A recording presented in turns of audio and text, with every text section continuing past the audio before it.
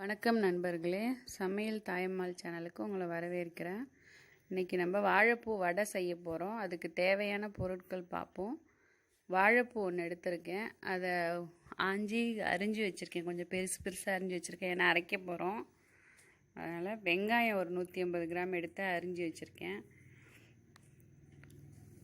கடலைப்பருப்பு 1/4 கிலோ எடுத்திருக்கேன். சும்மா ஒரு கை அளவுக்கு துவரம்பருப்பு சேர்த்துக்கோங்க, மொறுமொறுப்புக்காக. அதை ஒரு 2 மணி நேரம் ஊற வச்சு எடுத்திருக்கேன். பெருஞ்சீரகம், உப்பு தேவையான அளவு, காஞ்ச மிளகா ஒரு 10 எடுத்திருக்கேன். இப்போ இதை அரைச்சிக்கணும். எது அரைக்கணும் ஃபஸ்ட்டுன்னு பார்த்தீங்கன்னா,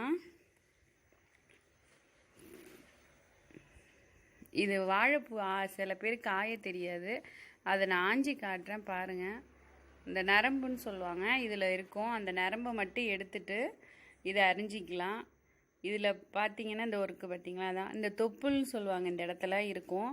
இது நிறைய பேர் சாப்பாட்டில் சேர்த்துக்க மாட்டாங்க, எடுத்து போட்டுருவாங்க. இது ஆனால் உடம்புக்கு நல்லது, இதையும் சாப்பாட்டில் சேர்த்துக்கலாம்.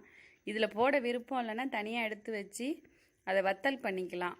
அதை எப்படி செய்கிறதுன்னு மறுபடியும் ஒரு வீடியோ போடுறேன் உங்களுக்கு.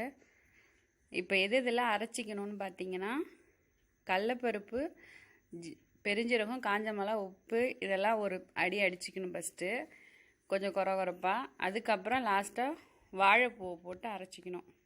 அதையும் கொரகொரப்பாக தான் அரைச்சிக்கணும். இப்போ அரைச்சிட்டு வரலாம். இப்போ அரைச்சிட்டு வந்தாச்சு பாருங்கள். இப்படி கொரகொரப்பாக இருக்கணும். இதுவும் வாழைப்பூவும் இப்படி கொரகொரப்பாக இருக்கணும்.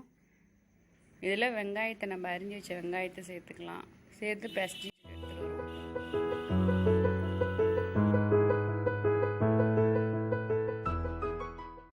இப்போ பிசைஞ்சு எடுத்துகிட்டு வந்தாச்சு. எண்ணெய் சூடேறிடுச்சு, எண்ணெய் முன்னாடியே வச்சுட்டேன், சூடேறிடுச்சு. இப்போ போடலாம்.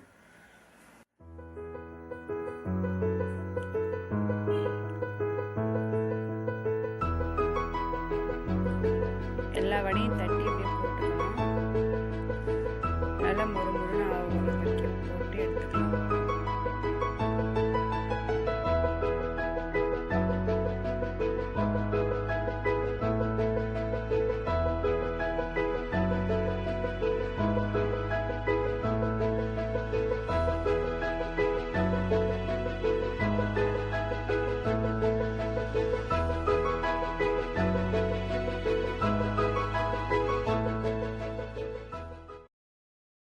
இப்போ நல்லா முருவி வெந்துருச்சு பாருங்கள். அந்த சொரசொரப்பு அடங்கி நல்லா கோல்டன் ப்ரௌனாக ஆயிடுச்சு. இப்போ நம்ம எடுத்துக்கலாம், எண்ணெயை வடிகட்டி எடுத்துக்கலாம்.